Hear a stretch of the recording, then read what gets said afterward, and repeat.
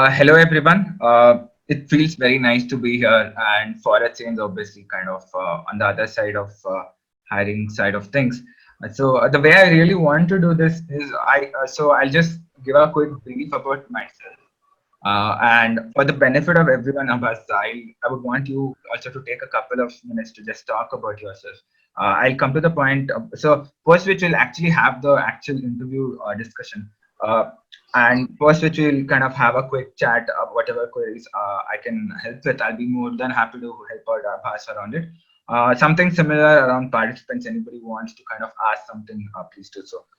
So the way I typically like to go ahead with interviews is I like to focus more on the behavioral side of things. When I mean behavioral, about interpersonal skills, communications, what do they want to, why do they want to, rather than pure technicalities. When I mean technicalities, more like how do you write requirements, etc. So because I personally feel that's where I can really judge a good from a great PM, right? So that's what I'll be kind of trying to focus, and that's a feedback I have got from a couple of people who wanted help, right? So that's where my focus would be. So I'll just take Abhas, why don't you introduce yourself first, which I kind of step in. Yes, so first of all, good evening, everyone present here. My name is Abhas Kumar, and thank you, Pius, Mahesh, and whole Pragmatic Leaders team for providing this opportunity to test myself, I can say. I am currently residing in Gurugram and born and brought up in Bihar. I attended Sri Mata Vaishno Devi University for Bachelor's in Computer Science. Midway through the course, near about 2017, I got a great opportunity through the Startup India program to work on a startup idea, and it was very close to my heart, and solve the industrial issue that was nagging me from long time. So I risked it and took the jump towards entrepreneurship and had to leave my studies as a consequence. I have sharpened my skill in entrepreneurship through Y Combinator Startup School, and I'm good with people. I like to talk as much as I can that relates to the product I am working on. I am good with technological understandings in terms of web and native platforms, established operations and supply chains for my startup and for the company I am working as well. I have also worked on requirement analysis and worked on KPIs again as an entrepreneur and as an employee as well. So till now, I have worked in automotive service industry, and each company I have worked, they have reached to a level where like we can say that they are doing it very good offline. Automotive industry is not something still haven't been go online so much. So till now, I have worked through I worked through these companies, and now I want a big shift. Now I want a good change to explore more, to work more with good peoples, good groups. Thank you. Thanks, Abhas. Thanks. That was a very helpful introduction. The reason was that I don't want people to kind of get lost when we actually dive into the interview. So I wanted everybody to get that context when we actually deep dive into the interview. A bit about myself. I'm basically from Bangalore, born and brought up. I lived across Delhi, NCR, and Mumbai. Started off as a techie in my journey, worked with a service firm on the product side of things. Was a BA business analyst slash pre-sales kind of a guy, post which I did my MBA. After that, I've largely been on the fintech and lending side of things. So I like to keep abreast of what's happening in the market. So I've been a product manager across a couple of really well-known B2B large lending suites, in fact. I've worked with a couple of well-known NBFCs as well. And lastly, I was basically leading products and partnership for a company called as Club, which is pioneering growth capital and revenue-based financing for consumer brands in the country. Prior to that, I was leading product and partnerships for Flexi Loans. It's a digital age fintech SME NBFC. So a large amount of my focus has been setting up teams, processes, programs, kicking off projects. How do you support internal stakeholders, especially? So a lot of my product experience has gone in working with big partnerships, large internal processes, changes. That's a lot around my thing. So I've said the last couple of experiences has mostly been how do you ensure you do a product-driven revamp of the processes and the company itself, right? So that's a bit about myself. Basically, apart from this, I'm more of a bibliophile. I love reading be it books, articles, blogs. I love blogging. Haven't been able to pull out time, but I'll be putting out a couple of articles soon. So that's a bit about me. Happy to connect with anybody for anything fintech, anything lending. So Abhas, let's kind of start off, right? So folks will just kind of go through the interview for people who really any queries, anything, will surely pick it up in the end. So we'll start. So Abhas, I just like thanks for introducing yourself. Right, you've done some really cool stuff, interesting stuff across your experience, including being part of the Y Combinator program. Something very tough to get in. After having done a lot on the operations program side, I just wanted to understand, why do you want to become a product manager? Because uh, till now I have set up a process and set up a supply chain, you can say, like from where the process can be made efficient. Um, there I have seen a lot of people made lot of efforts to meet the requirements of the customers and as well as the ops team as well. Now I want to work on the product because on the interesting product that doesn't need it to be sold. I just want to make such products or work with the group of people who are making such product that is really valuable in terms of for users and as a company as well. So just wanted to work on such stuffs and products. Got it. Got it. So whenever you think of a product manager, what comes up in your mind? What do you think is that a product manager does?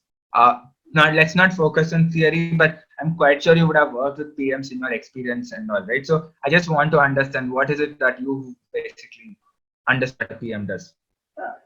Relating with customers or users of the particular product, which I am working on, which my team is working on, relating with the customers and putting this in a very efficient manner, putting this in such a way that the person is working on the product or whoever stakeholder is involved in this product can come up with a great product, in short. Got it. Good. So let's pick up on this thread, right? So you just mentioned that where you work on the process side, you pick up products, you want to build out products. Can you just take one example of your experience on the ops side where you got requirements at a very high level, you fleshed it out, implemented, and actually seen a lot of benefit to the companies or company you work with? Can you pick up one such product or a project and explain what you? Yes. So I would like to narrate a story here. I was working in Go Mechanic at that time. Since it was just a offline, all the operations were going through WhatsApp and offline things. So it was more sort of operations and process side. So when I get into that company, I lot of technical shifts and technical changes were going through. So while in operations, a company has seen the requirement of dashboard or software, something related to software that needed to be introduced to the workshops which have partnered with us. So this way, what we can do, we can actually collect all the details, collect all the activities what Garages is doing, manage finances, that reconciliation that we are doing it from garages or workshops in a better manner. So we have started work, and there our team is started working on that particular project. So there again, I'm saying I like to talk with users who relates to the product. So I'll just interrupt you here. Who is the users? Who is the end user? Who is using your dashboard? Workshop, like you can say, there are lots of workshop who has accountant, or you can say that there are lots of workshop managers who use this software themselves. So you can say workshop. Who is the workshop uses it actually? So see, workshop is obviously a very large customer persona, but if I have to understand in a workshop, who would workshop accountant or workshop manager. So accountant and a manager. Yeah. Is it okay? Got it. But so you're explaining about the workshop accountant and the manager. What next? What were they looking for in a dashboard? So there again, as I said, like whenever I work on any product or any process or operation to improve that particular thing, I talked with all the stakeholders. So there I have gone and select talk, make dialogues with them, and grabbed so much of observations that why they don't want to use such softwares, because there are a lot of inefficiencies, and garage partners also don't want to expose themselves in front of Go Mechanic, you can say that. So there were a lot of problems that I have observed as a person and conveyed it to my team. Whoever the customer representative team available in that particular workshops, in each and every workshop, I also gone through their problems, their inputs, and each and everything. The messaging that I was getting from my user, I have collected it and passed it to the developers or the person who were actively involved in it, in a very proficient manner, in a very clear manner. And initially, for 3 months, we were not seeing any of the workshops that we are using our dashboard frequently. But keep on going, keep on going. In next 4 months, we have attended 80% of our workshops, started using our software in a very frequent manner. So this was whole a lot of challenging process. This was a whole lot of going through their like it is very tough to convince them to use our software, because they have lots of insecurities in their mind, and that's how automotive service industry runs. Understood. So this was the very interesting thing. I have played very major role into it, so it is very special for me. Got it. So, Abhas, I mean, if you can just give me an approximate number of users you had, can you just give me a number? Yes, How many? there were 170 workshops. Got it. So you got feedback from how many? And when you said you spoke to some of the workshops, took their feedback, you spoke to a lot of them. Can you tell me how many workshops or how many end users did you actually speak to? I spoke to each and every workshops that You were spoke to. onboarded to us. Yes, and this talks to collect their thought process. This has taken me 1 month complete time, because they were negotiating time too. Like they don't want to give the time, or but I have always changed them, and until and unless I haven't talked with I haven't completed each and every workshop manager. Till then, I haven't submitted my report to my team. I have taken a lot of time to cater it all. Got it. But let's say, see, 170 is still a reasonable number. People can speak. 1 month is obviously a fairly good enough time. But what if this number was, let's say, 100 times this? How would you decide which workshop to talk to? So you, let's say this number is 17,000. You obviously can't be talking to 17,000 people. There has to be a better feedback loop where you understand what dashboards they're asking, etc., etc. Right? How would you go about if you had to identify such? Exactly. So there were several parameters into it. While we were selecting the workshops, so first of all we were going through their infrastructure, whether they have PCs or not, in the how they perform the financial activities, Right. how many of their ops architecture. Workshops has also their ops architecture, what there Great. looks like. So we have gone through several parameters and then come up with a we have weighted them on all of these parameters, and based on that we we have marked all of them, and based on that we prioritize them, based on that we interviewed them and talked with them. Got it. Got it. Sounds good. So a couple of things here, right? So since you've been in operations and being customer service, at least I always expect product managers like to understand what's happening on the ops side of things, service side of things, because I mean, again, they are the people who always keep talking to customers. And like honestly, you one like shortcut I always tell my product colleagues is he'll sit and listen to calls maybe a couple of days long, or it's in 5-6 hours a day, right?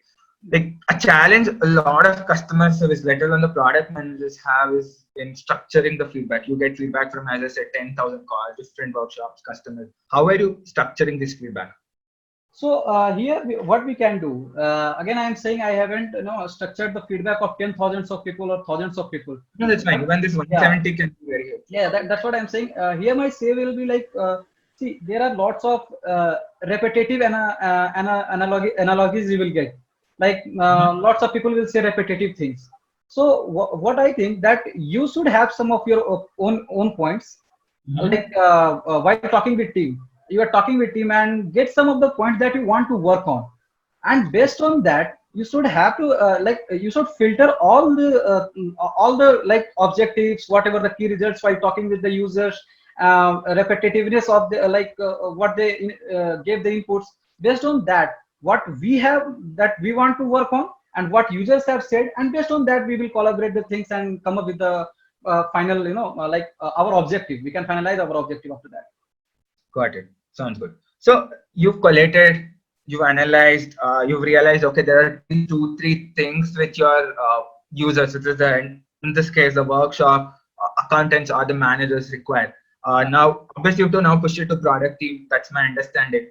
And they will obviously start fleshing out things, right? Now, you've released and you just said that till 3 months there was no adoption, etc. So Sorry, how did you basically convince? Sorry. your voice gets break this time. Can you please repeat after Yeah, like? yeah. Sure. No, I was saying that there's a point where you take all the feedback, right, and you basically have to flesh out right requirements. And basically, if you want something, you have to obviously send a proposal. Being the operations guy, not the product guy here, right? Yeah. So, how did you convince your internal Go Mechanic people, colleagues, that this feature has to be built? As in, there has to be some reason that the PM picked up, right? Why do you think they picked this feature? Yeah. So the thing is, if there is need of something, you need not to convince people. You need to inform them, and that's what we have done. Like we were completely seeing that there is something inefficiencies in process or operations that is harming our revenue of the company. See, Sure. any inefficiencies in operations or supply chains directly harm your revenue perspective of your company. So Sure. if we will see Amazon, what Amazon do? Even Amazon has different technologies for generating keywords. People don't do their like generating keywords, go through different. They made lot of their even contents is designed by their own system. So there is going through these things. This motivates us to like changing the things in a very technological manner. So we have like put in our entire proposal to our head, you can say, or product manager, you can say. We have come up with the proposal that we need that, and this way we can increase in our efficiency to 250%. We have totally shown them that this is the way from where we can get the actual data, what CRs are doing, what garages are doing. We have so much of people who are inefficiently focusing on managing the stuffs and these things. So this way we somehow come up to convince them, and honestly saying, there is nothing needed to be convinced, just needed to be informed to them that yes, there is a need of such products. Got it. Cool.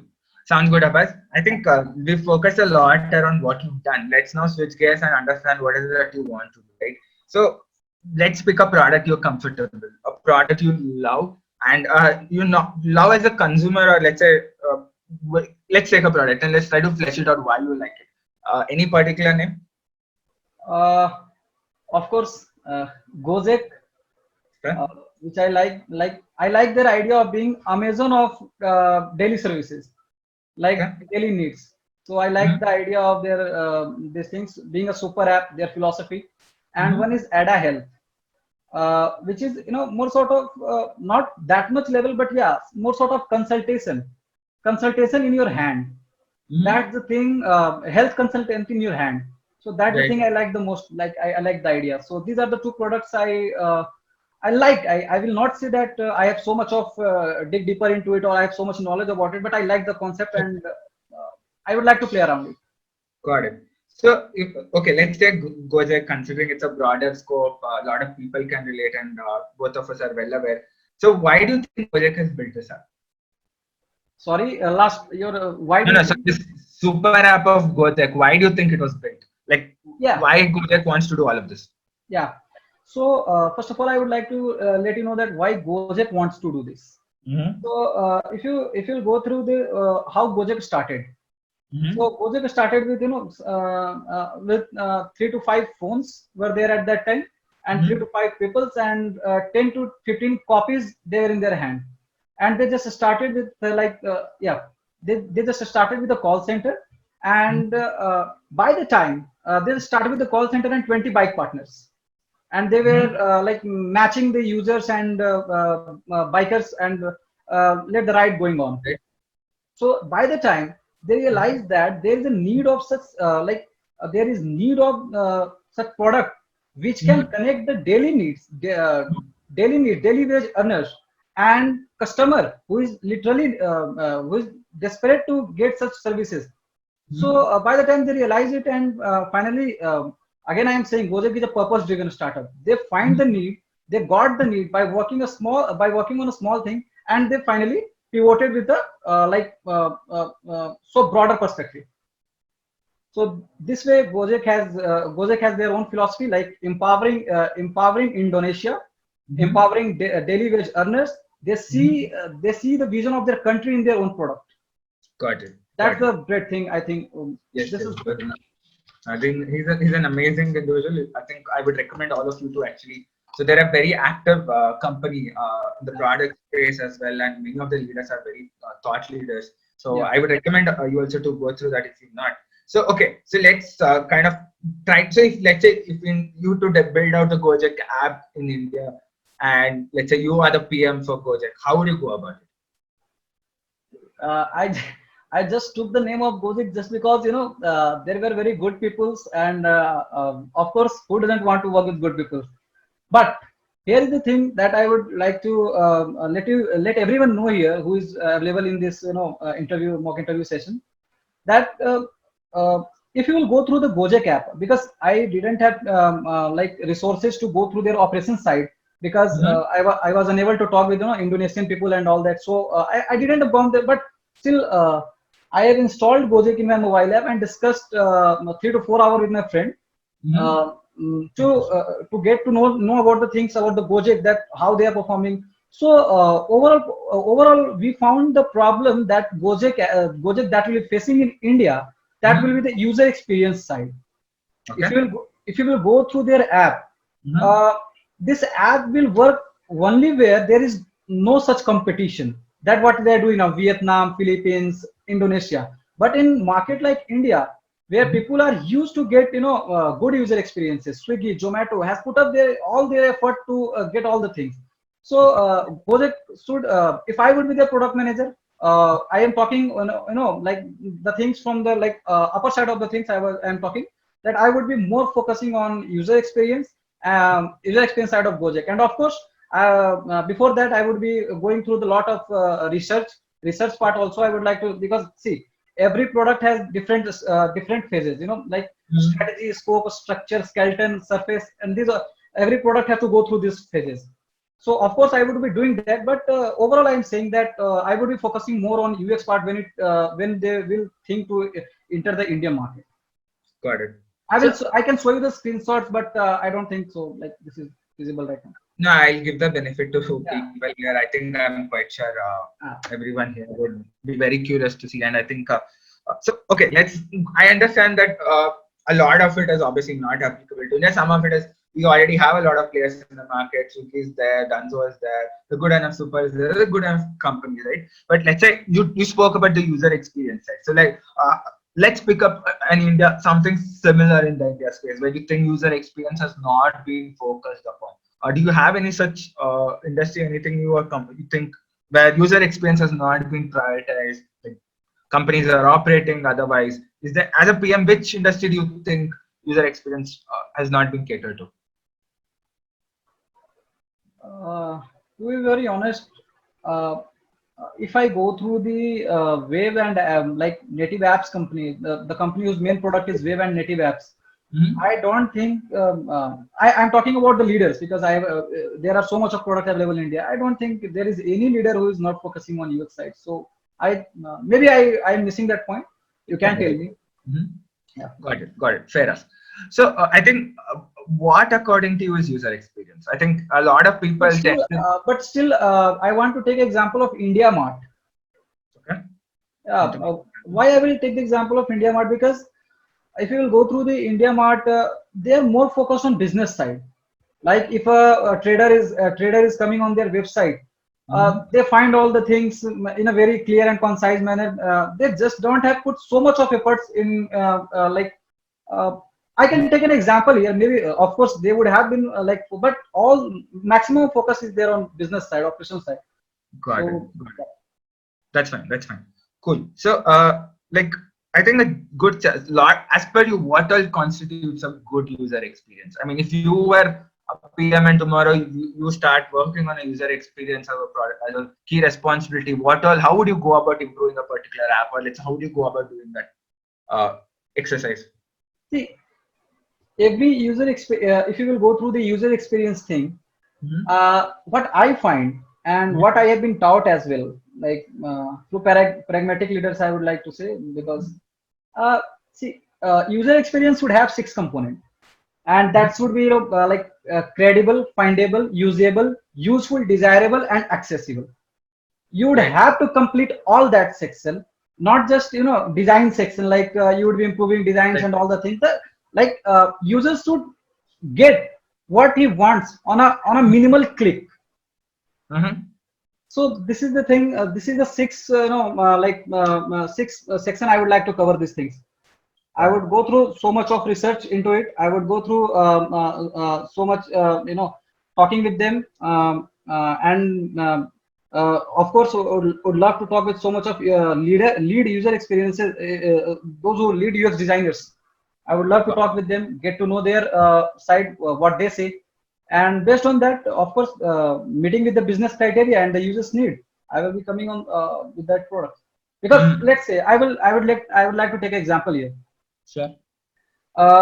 If you will go through the right now you can't, but if you will go through the Gojek app, you Mm-hmm. will find there the product description. Product description, you will get only one thing there, and that is one paragraph of 300 lines.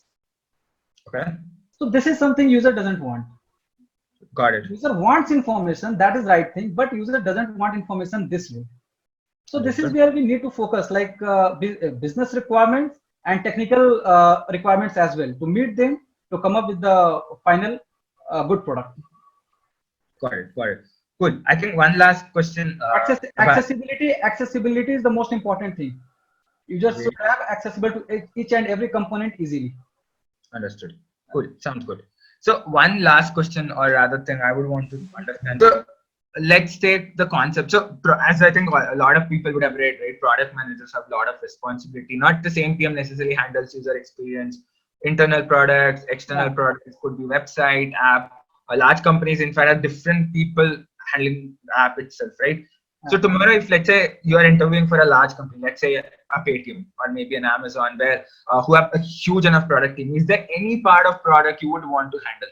Let's take Paytm. I think Paytm is a good enough example. A lot of Yes. us use it, are Good comfortable. example. Let's say we assume that there is no product team only, or let's say Paytm decides that they're happy to kind of give you any role. What would you want to do? In Paytm, of course, see, first of all, I would like to let you know that still I want to know that how Paytm discount things works. So Hmm. better after that, if we can discuss on this thing. But Hmm. of course, I would like to work as a product manager there, because I No, am no. working. Yeah. Is there anything specific? I'm not talking about feature level, right? There are Paytm has an insurance vertical, there's a lending vertical, there's a payments vertical, there's a offline payments. So is there any I, specific area you would yes. interest I would also like to work like Paytm Mall.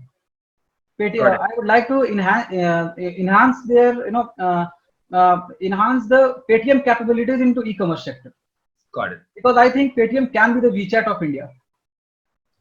Yeah, I understand. Cool. I think when that's all I have, Abhas, from mine. Thanks for interviewing with us. So, folks, we conclude the interview. Let's start with you, Abhas.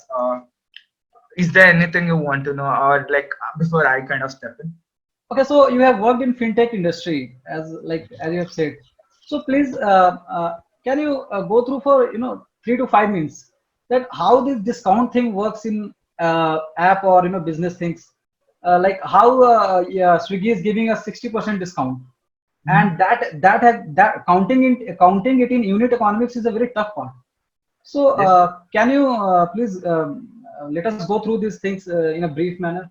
So see, it's the end of the day, it's all about how much you want, how much money do you have. It's nothing to do with fintech or e-commerce. It's purely about two things: how much money do you have, how much money do you want to basically make. So sometimes it's a simple concept. Sometimes you have to burn money to kind of acquire customers, which is what a lot of players like Swiggy, Zomato's, Paytm, Amazon, Flipkart, every who's not done it, right? It's venture funded money. Uh, how do they do? If you are trying to understand the math behind it, you have to also understand is first they always what is called as unit economics comprises the basic cost. So let's take the example of Swiggy. Swiggy itself, unless it's their own brand that they have, the money they make is basically revenues. They also at a unit level, at a order level, not delivery. It's a commission thing. Then they obviously have specific delivery costs in case largely being payroll guys. They would always account for per delivery how much would typically be the cost. So that's the net money they make. In case of a private label, that is a brand that they only own, it's part of their cloud kitchen model. So where they get a lot more money. If you observe that also, obviously I'm not somebody who's worked with Swiggy and in our space in fintech, as in strictly, I mean, loans is nobody kind of gives out discounts in the same way, but typically they give out discounts if you observe where they also make a lot more money. And they don't give discounts for 100 rupees because they realize that hey, delivery cost for that is always going to be 30, 40, and they're hardly going to make more, not more than like 20, 30 commission. So they're making loss. That's why they always expect you to pay, make 500,000 because their commissions is also staggered. So the commission they make is usually higher the more order they are giving it to a restaurant or a cafe, right? Yeah. That's how it works. But obviously, there's no right or wrong answer behind it. It's purely what stage of the company they are. When they are out in the acquisition time, they would want to burn money. They have a lot more opportunity. Once they stabilize, they bring down. If you see when Amazon, etc., have brought it down. So that's what I would say. Yeah, sounds good. That's all. Cool. Before we open up, just a couple of things I would want to go about, right? This is purely specific to feedback and not about anything else, which is the way I would want to structure it. So I think to start off with, I think we started off with why do you want to be a PM? See, the couple of things. Your role is quite unique. You've done a lot of things what a PM typically does, which could be tracking KPIs, understanding, talking to users, being part of the team, which actually brings out, does the service. So you actually have a amazing way to relate why you should be a PM. Which so I think it's a wrong. I wouldn't say wrong. I think you can say interesting products and people. See, product is a very overarching word. Product might be tech product. It could be as simple as just a dumb app and everything being offline. So a product manager doesn't always mean everything is tech necessarily. Solve the user problem. That's what a product manager does, right? So typically it's wrong. So I think talking about interesting people, I think we all would want to do. So in an interview, when you're pointing out to Gautam, hey, I want to work in an interesting company or interesting people, very smart people. I'm not sure how well the interviewer might take it. They might take it in a right way, right? Especially when you're saying that, hey, I want to work with a Paytm or a specific name, and then that's not the company. The hiring manager might think, hey, he's basically trying to say that in the company he's interviewing, he wants to get paid, and he's saying people are not necessarily interested. So that's one. Second is I think, as I said, the product part about you being in operations can be phrased a lot better. That's where, and because it's the first question, right? If you piss off the guy, sorry for the word, in the first question, there's a very low chance that you're going to progress better. It's purely adaptive. The way better you do, the tougher questions you keep getting, right? So the first couple of questions decides the tempo. For me, it is very simple. First 5 minutes, I am not interested. Not likely the interview is going to get over very quickly, or it's going to drag, and mostly I'll be staring at my mobile. I'll be honest. That's the way it's happened. I've interviewed at least 100 to 200 candidates in club for a PM role, and a lot more people when I was hiring in Flexi. So that's how it works. So, so I think second point, relating a customer's user, I think is a very beautiful point, which I said you should bring it a lot stronger. Being in ops is so transitioning from ops to product is a very easy thing, especially if you can pitch the right way, which is problem solving. Because I've managed product and ops, I can tell that like there is very few teams which understand customer better than ops. Tech doesn't always, ops does, right? So product definition, product manager definition has to be beefed up. That's one. Second, another point, when we came to Go Mechanic, now you need to understand that Gautam, I mean, I know Go Mechanic because I know a couple of people there. Not necessarily everybody knows about Go Mechanic. Similar to Gojek, similar to Adam. Whenever you talk about a product, at least take a couple of seconds to explain, especially because they're your ex-employer. I'm not talking of a random company. You don't have to tell people what is a Zomato, what's a Swiggy, and assuming it's India. Go Mechanic, not necessarily people we know. You should tell people what Go Mechanic does.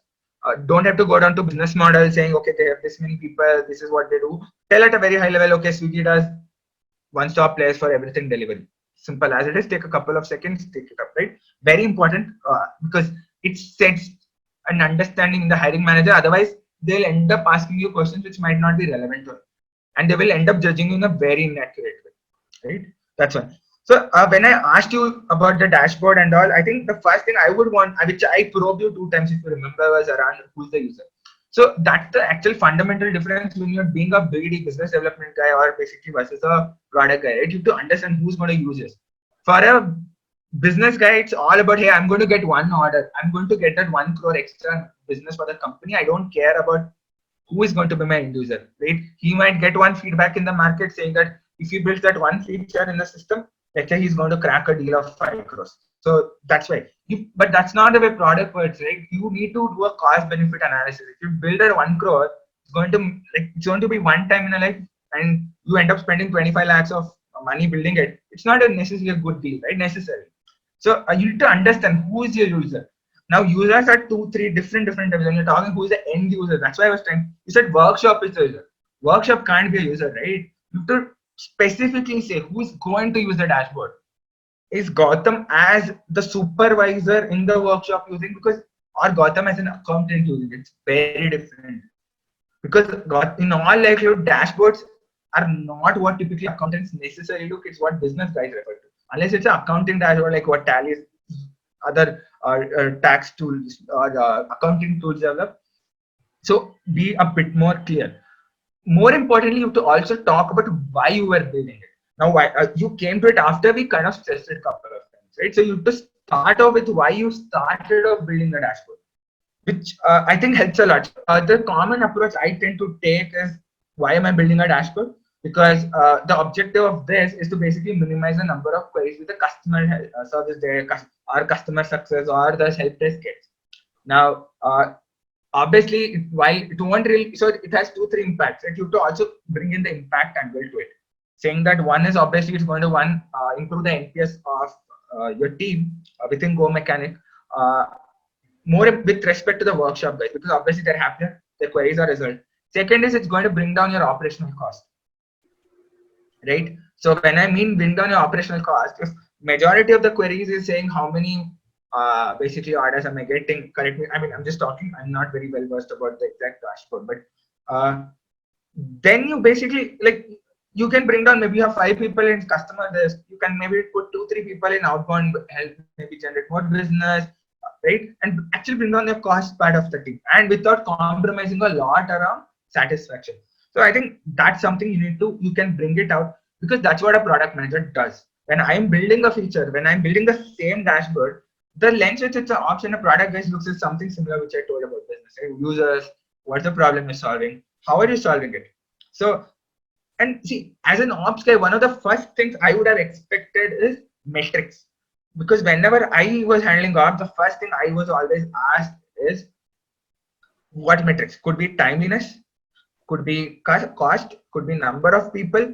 So you have to also talk about numbers very clearly, because ops is one of the few extremely objective roles in a company. You either do it or you don't do it. It's not even product also still can hide behind bunch of things. Ops can't. You either disburse the loan or you didn't disburse the loan. There is nothing saying that I might have disbursed if band-aids, if lockdown doesn't happen. It's binary.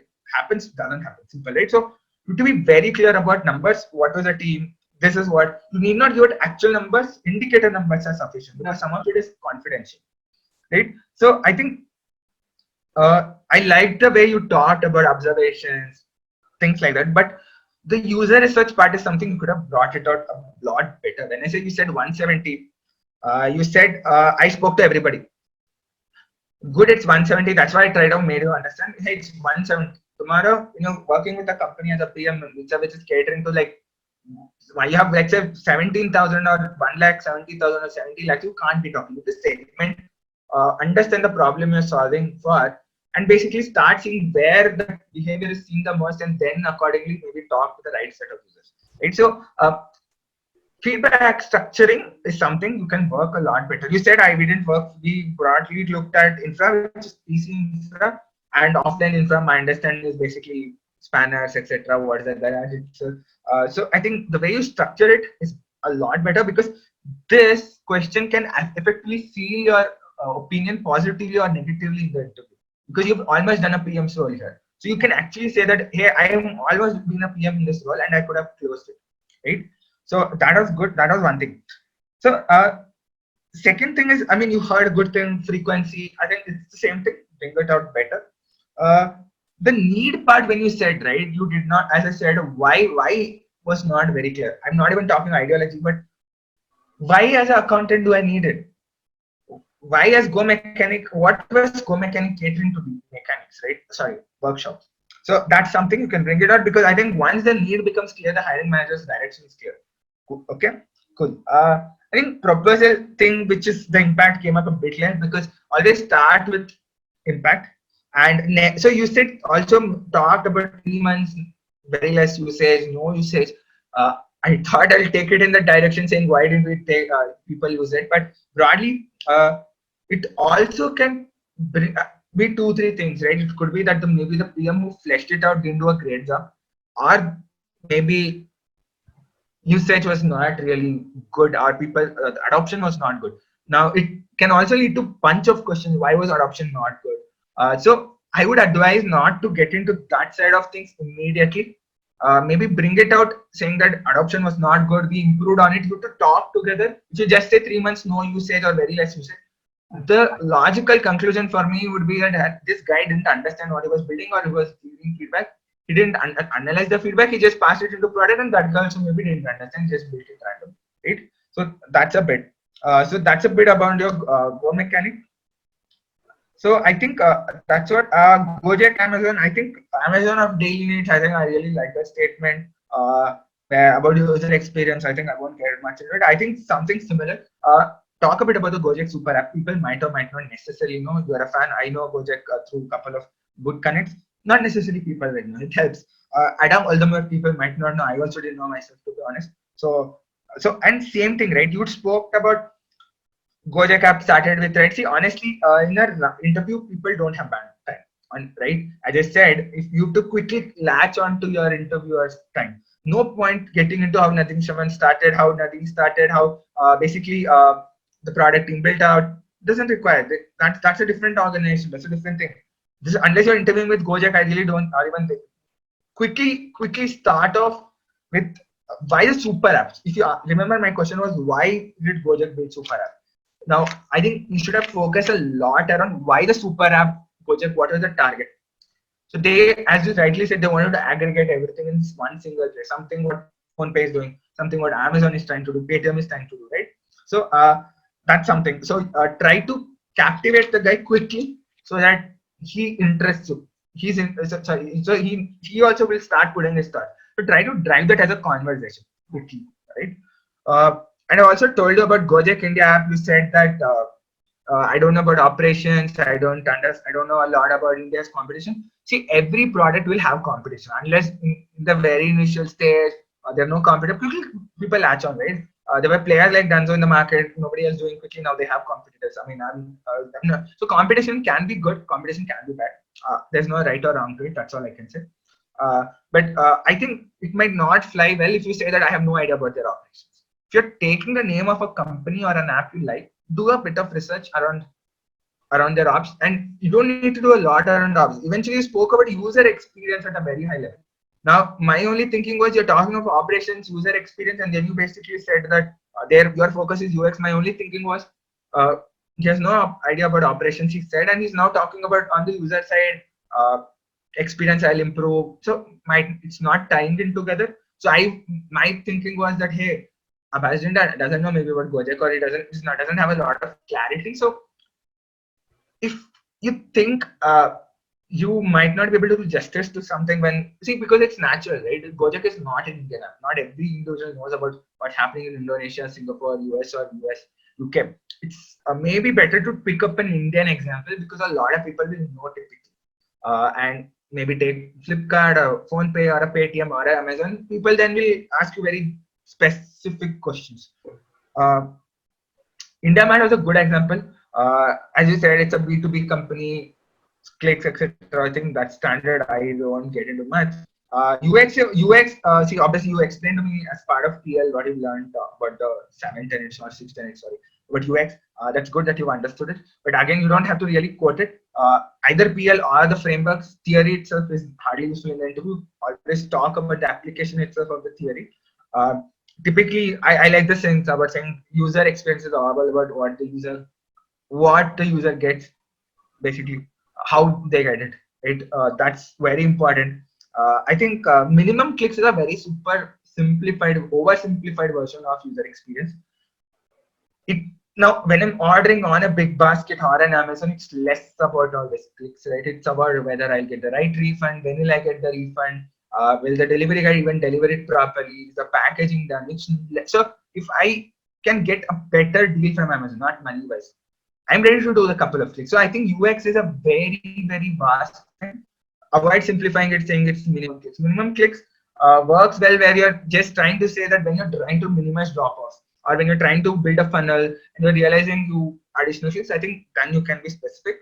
Gojek example on the 300 lines is good, but I think it came a bit out of context. So I think we were talking more on generic UX, you kind of brought it in here. You don't want to know. So see, sometimes it helps to bring it in later in the context. Sometimes it might not. The interviewer's interest might lose. They might lose focus. Yeah. Paytm, I think last feedback was when I told you what you want to do in product. That's the opportunity you should seize to bring out your idea. Not necessarily about Paytm. What do you want to do? It's your way of saying what will you do if I hire you, right? You said I am in love to talk to. I mean, work with smart people. I'm not, so that's everybody, right? Not just a product manager. Even a techie wants to work with smart people. Even a business guy wants to work with smart people. At the end of the day, even the CEO, the reason the CEO would want to join a good company is because he get to be smart people. He's himself smart, right? So it came up very late. And see, whenever as I was looking, was saying, hey, I want to work on the mall part, especially on this particular day. The more specific you are, the more respect you learn from the hiring manager, because that will show that you thought about an answer. Right? That's all from mine. Piyush, I'm done. Thanks. I hope it was helpful to everybody. A bit of my understanding. Thanks. So that's all. Thanks a lot, Gautam, for joining us and taking our time on weekend and conducting us an insightful mock session for all of us. It was really helpful, really exciting. And yeah, we're looking forward to more such sessions with you. Sure. Thanks, everyone. Hope it was useful. More importantly, Abhas, hopefully it was very useful. Yes, Please feel free to ping me or DM me on Slack if you have any feedback, anything. I'm always there around. I'm always there. I'm also mentoring the students, so I'm always there to hear feedback. I'm also learning. It's a learning experience or something nice. I got to know about a lot of things today, especially about operations from Abhas. Thanks, everyone. Stay indoors, stay safe.